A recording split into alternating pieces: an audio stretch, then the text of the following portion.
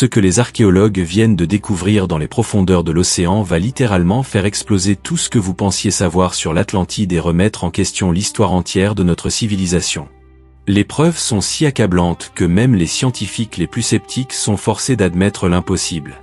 Dans cette vidéo, vous allez découvrir comment une civilisation vieille de plus de 12 000 ans maîtrisait des technologies que nous commençons à peine à comprendre aujourd'hui, comment ils ont construit des structures qui défient les lois de la physique moderne, et pourquoi leur disparition soudaine pourrait annoncer le destin qui attend notre propre civilisation.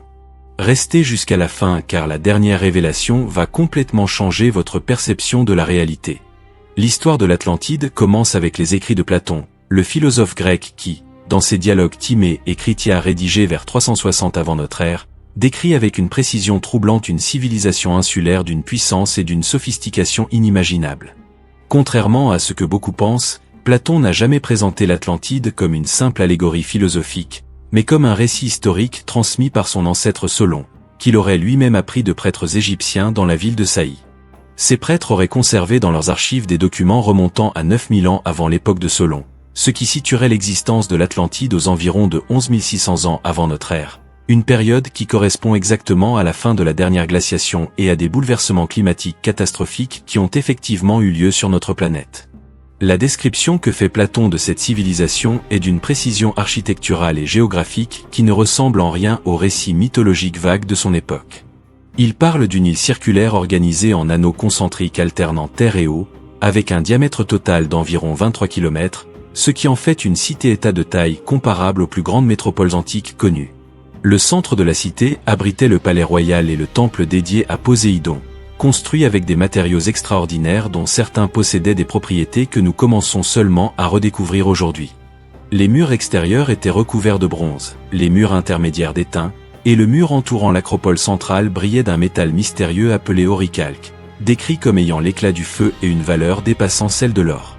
Les recherches métallurgiques modernes suggèrent que l'auricalque pourrait être un alliage complexe de cuivre, de zinc et peut-être d'autres métaux rares, créant un matériau aux propriétés conductrices et réfléchissantes exceptionnelles.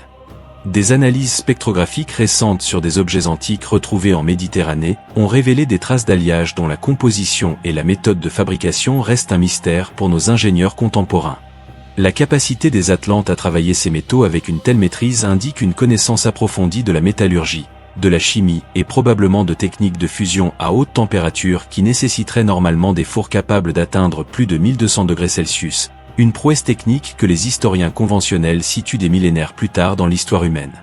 Le système hydraulique de l'Atlantide représente peut-être l'aspect le plus fascinant et le plus énigmatique de leur génie civil. Les canaux circulaires qui entouraient la cité n'étaient pas de simples fossés défensifs, mais constituaient un réseau hydraulique intégré d'une complexité stupéfiante. Le canal extérieur mesurait selon Platon environ 50 stades de large, soit approximativement 9 km, et était suffisamment profond pour permettre la navigation de grands navires de guerre. Ce qui rend ce système encore plus extraordinaire, c'est la découverte récente par des océanographes utilisant des sonars à pénétration de sédiments de structures submergées dans diverses régions de l'océan Atlantique qui présentent des caractéristiques géométriques artificielles troublantes. Ces structures, situées notamment au large des Açores, des îles Canaries et dans la zone connue sous le nom de dorsale médio-atlantique, montrent des alignements rectilignes, des angles droits et des proportions qui semblent défier les processus géologiques naturels. Les images sonars révèlent ce qui pourrait être des canaux, des ports et même des structures pyramidales à une profondeur variant entre 800 et 3000 mètres sous la surface actuelle de l'océan. L'analyse géologique de ces sites suggère que si ces structures sont effectivement artificielles, elles auraient dû être construites à une époque où le niveau des océans était considérablement plus bas qu'aujourd'hui, ce qui correspond précisément à la période de la dernière glaciation, lorsque d'immenses quantités d'eau étaient piégées sous forme de calottes glaciaires au pôle. Les carottes de sédiments prélevés dans ces régions contiennent des anomalies minérales et des concentrations inhabituelles de certains éléments qui pourraient indiquer une activité humaine ancienne, notamment des traces de métaux travaillés, de charbon de bois et de matériaux de construction qui ne devraient pas se trouver naturellement à ces profondeurs. Les systèmes de datation au carbone 14 appliqués aux matières organiques trouvées dans ces sédiments donnent des âges oscillant entre 10 000 et 13 000 ans. Une fourchette temporelle qui coïncide de manière troublante avec la date de destruction de l'Atlantide telle que rapportée par Platon. La technologie agricole des Atlantes dépassait de loin tout ce qui existait dans le monde antique connu. Platon décrit des systèmes d'irrigation sophistiqués qui permettaient 2 récoltes par an, Une prouesse agricole que même les civilisations méditerranéennes postérieures n'ont pu égaler pendant des millénaires. La plaine agricole qui s'étendait derrière la cité mesurait selon le texte 3000 stades de long sur 2000 de large, soit environ 550 km sur 370 km, une superficie comparable à celle de pays européens entiers. Cette plaine était divisée en parcelles régulières desservies par un réseau orthogonal de canaux secondaires qui redistribuaient l'eau collectée depuis les montagnes environnantes et stockée dans d'immenses réservoirs. L'efficacité de ce système hydraulique suggère une compréhension avancée des principes de l'hydrologie, du nivellement topographique et de la gestion des ressources en eau qui ne sera redécouverte que bien plus tard par les ingénieurs romains avec leurs aqueducs. Des études récentes en archéologie agricole ont démontré que pour maintenir une telle productivité sur une si vaste étendue, les Atlantes auraient nécessairement dû maîtriser des techniques de fertilisation des sols, de rotation des cultures et peut-être même de sélection génétique des plantes, des connaissances agronomiques dont nous ne trouvons des traces claires que plusieurs millénaires plus tard dans l'histoire de l'agriculture.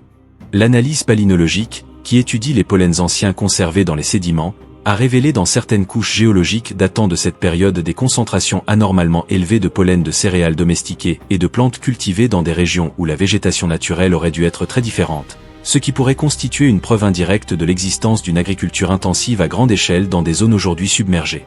La diversité des espèces végétales mentionnées par Platon dans sa description de l'Atlantide inclut des plantes tropicales, méditerranéennes et même certaines espèces qui ne seront documentées que lors des grandes explorations du XVe et XVIe siècle. Ce qui soulève la question fascinante de savoir comment les Atlantes auraient pu avoir accès à une telle variété botanique s'ils ne disposaient pas de réseaux commerciaux ou d'exploration s'étendant bien au-delà de la Méditerranée et peut-être même jusqu'aux Amériques.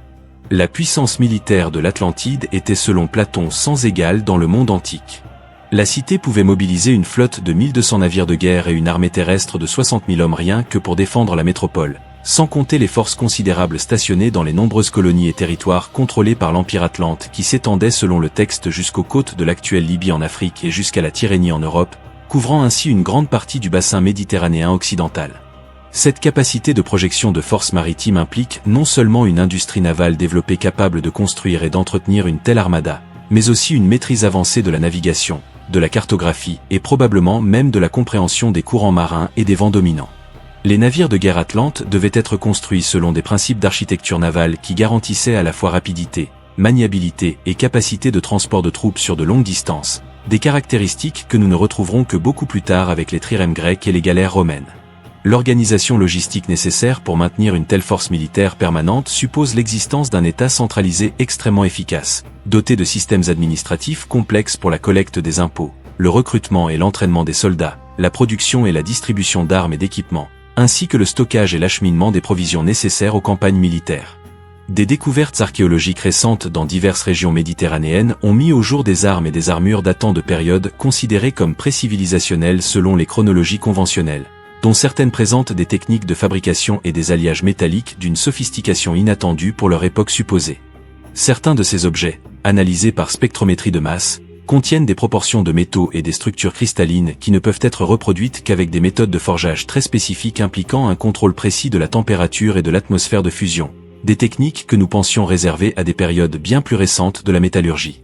Si vous commencez à réaliser que l'histoire qu'on nous a enseignée pourrait ne représenter qu'une fraction de la vérité sur les capacités des civilisations anciennes, écrivez dans les commentaires votre conviction que la vérité finit toujours par émerger.